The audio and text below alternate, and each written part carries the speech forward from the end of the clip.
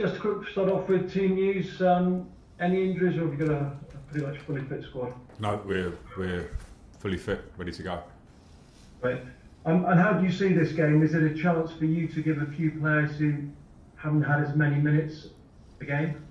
Yeah, I'll have to do that for different reasons. I think some players have been playing a lot. Talk about the hectic schedule, and it is hectic, but can't say that on one hand and then maybe not look at making some rotations for this game. And on the other side of that, players that aren't playing so regularly are training really, really well and part of the group and important to us. So some people are just knocking on the door and deserve opportunities. So we're certainly not taking the game lightly. Even though we're qualified, we want to win the group. I don't expect a drop in level, but there will be an opportunity for some players to get minutes. Carve, Sky Sports News.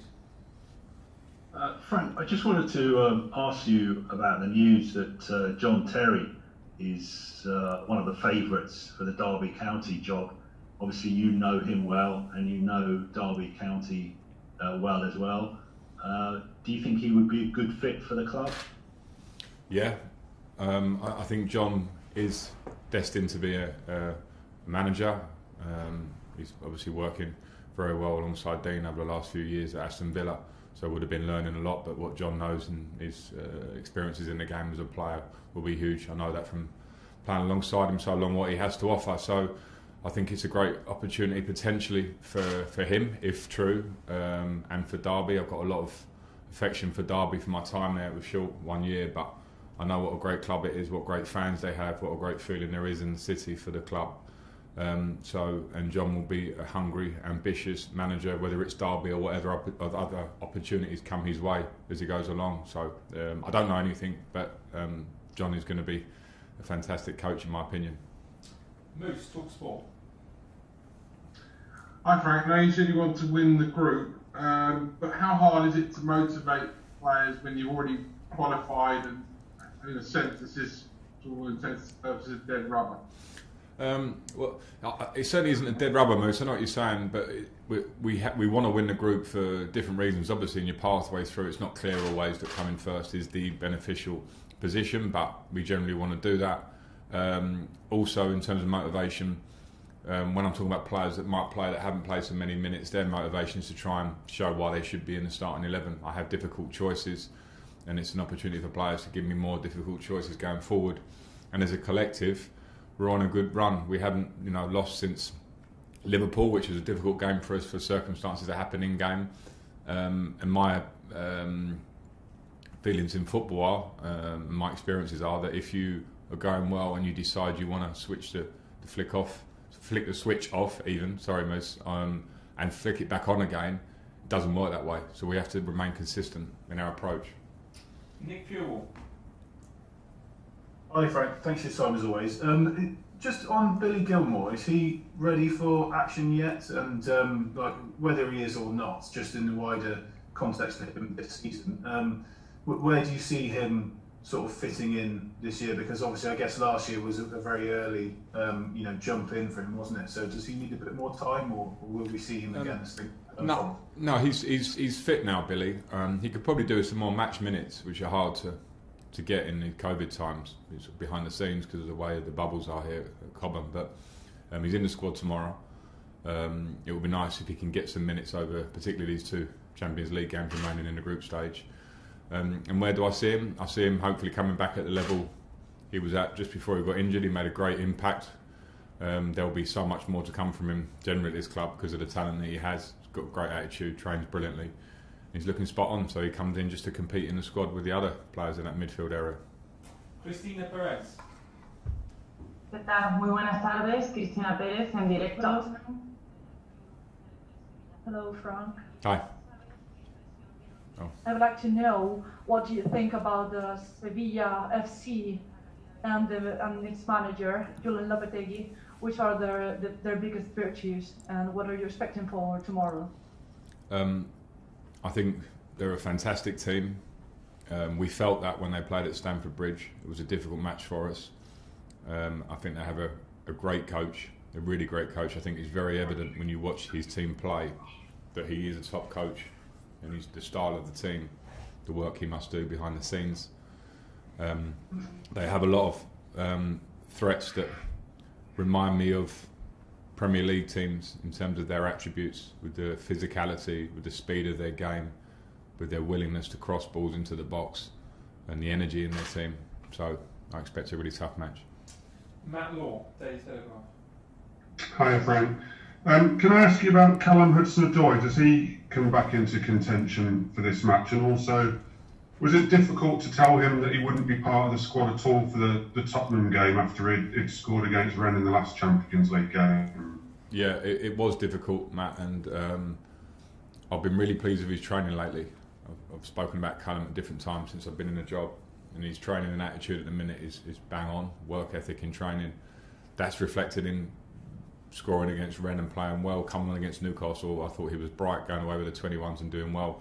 So it was tough. I have tough decisions when we have a fully fit squad, as we pretty much do now, to leave players that work hard through the week and are desperate to play for the club, to leave them out. But I have to make that decision. So I did speak to him personally, because I want him to feel that. I want him to understand where he's at the minute, which is in a progression. He's getting better for me, and there will be times where other players will have to sit out, and that conversation will have to be with other players. So he's back in contention tomorrow, and I want to see more of the same and keep that progression going. And as I say, if there are times he's not starting or he's out of a squad, the main thing is I want him to stay positive, and that's, I suppose that's part of my job as well, to have that communication level.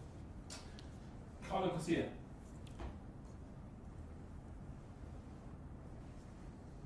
Carlo Garcia. ¿Qué tal, Frank? Muy buenos días. Hello, Frank. I would like to know which do you think are the keys for tomorrow's match in order to beat Sevilla? I think the key for us is, and this is Champions League games generally, but with a team of the qualities of Sevilla and the players they have, is our concentration and focus when we work without the ball, because they're very, very competent on the ball. They play very well and have good possession. So we have to improve on what we had, how we played at Stamford Bridge, where we weren't quite as good as we should be. But we just need to go there with confidence. We are playing well.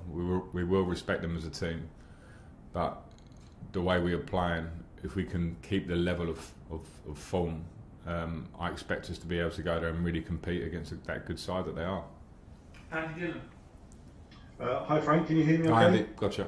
Hiya. If I may just go back to the discussion about Callum there. Firstly, just following on from your comments, I just wondered, how did he take it when you had a chat with him to tell him that you were having to leave him out and explaining the situation? Obviously he's a young, hungry lad. And also, I know it's a kind of a calculated risk to take with every player that you have to leave out, but I just wondered, in his case particularly, you've had Bayern Munich have come out publicly to say, you know, they're keeping an eye on him. Is it a bigger risk than normal you're taking by leaving him out, and it's something you just have to accept? I think, Andy, for all the players we're talking about, I'm talking about probably a squads I have to leave out 4 or 5 players maybe per game. If I went through all the permutations of all of them and how they may feel and the risk of it, I wouldn't make a decision and I wouldn't be able to do the job. So I'm aware with Callum where he's at, and he took it very well. It's not easy conversations. All players want to play. I expect that, and he'll get his opportunities. He'll get minutes tomorrow, and it's up to him then to keep showing when he plays that he deserves to start, because there's competition in that area. That's a reality of playing for Chelsea.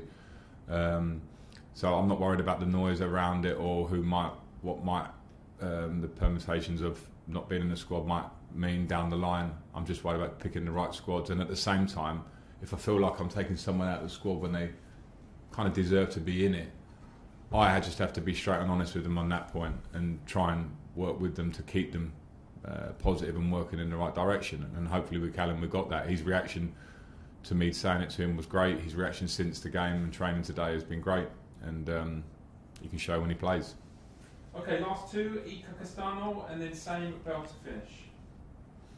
Buenos días, Frank. Iker Castano. In your history as footballer as well as manager, you have always played in great stadiums, but tomorrow you are playing at the Fuente Tijuana. What does it mean for you to play in this stadium? Thank you so much. I'm very proud to manage this club and proud that we're in the Champions League because it's the best competition in the world. And when you go to places like Seville, for me, a fantastic city. So unfortunately for us, we can't experience the city as we would be able to in normal times. But for me, that brings excitement, and then to play in a stadium with a club of such rich history and a feeling for football in the stadium against the top manager and top players is what I'm in this job for. It's one of the nice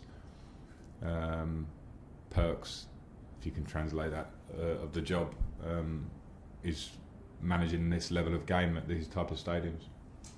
Last question, Sammy Mockbell. Hi, Frank. Hi.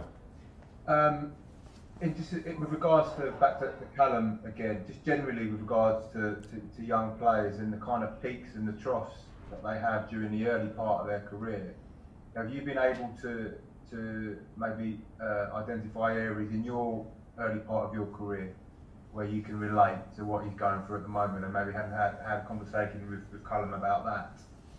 Yeah, I can relate to that because we all have steps on the ladder, and I think Callum's early career has been not strange, but he got into the team.